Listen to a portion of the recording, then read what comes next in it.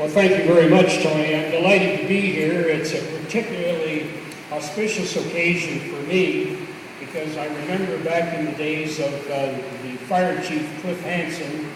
I was mayor at the time, and Cliff came to me suggesting that maybe we should start a fire school. I said, well, we haven't got any money. And he said, well, won't let that stop us. Let's go ahead with it anyway. Well, we did go ahead with it. Fortunately, we found a partner in Dow Chemical, and we got the thing off the ground, and it became a reality. And to see it advance to the stage that it's at today, Tony, is truly a very inspirational moment for me and for all of us who were involved in the bad old days. The days when I was an elected politician. Now I'm an unelected politician, so what am I doing here? Well, I happen to have the opportunity to be chairman of the foundation. And I was advised earlier that the province of Ontario gave 45% of the money for this, the development of this facility. The federal government gave, Patricia gave 45%. That was 90%. That left 10%.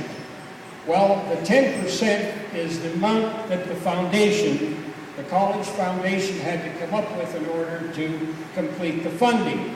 So in that I was only responsible in part for the 10%. I'll have to keep my speech quite short. And I knew he would appreciate that. But really, this began as a hole in the ground. I remember the problems we had with the water on the site and the difficulties that Cliff Hansen used to remind me of almost on a daily basis as we watched the development of this facility become a reality.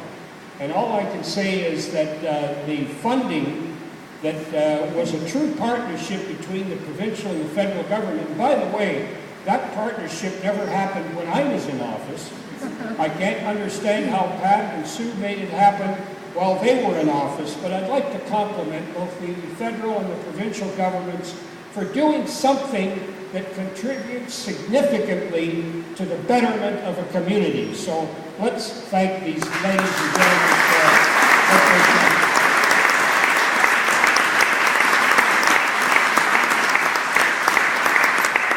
And I'd also like to add a word of thanks to our Native people for being participants in today's program.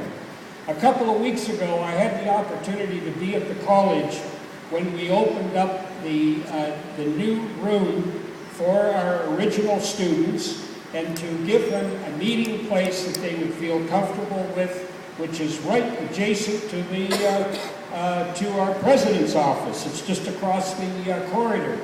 And the fact that our original Native people are contributing so much to our community is not only with their culture, but with their religious background is just truly amazing. And I want to thank you personally and on behalf of all of us here for being here with us today. Thank you.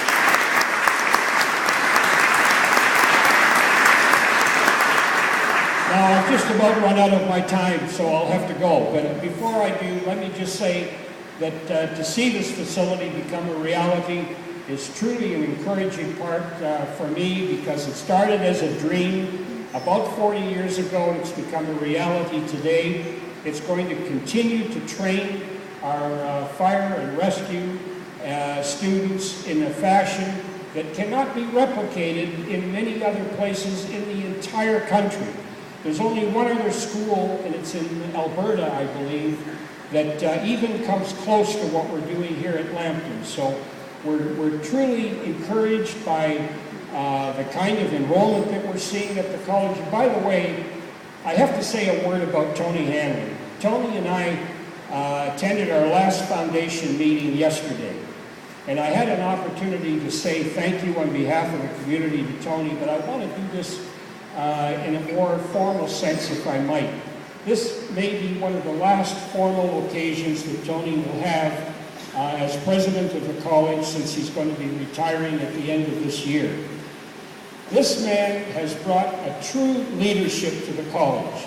I've had an opportunity to work with him for about 10 years now. He is a true inspiration because he never, ever takes no for an answer. Quite frankly, he is such a positive thinker that this facility for the college became a reality, and so many other areas of the college that you can see today only became a reality as a result of the kind of effort and the kind of obsession that this man has had for our community and to see its betterment. We brought him here from the North Country. I think it was Sault Ste. Marie, as I recall. The only negative in this man's total career is his undying love for the Toronto Maple Leafs.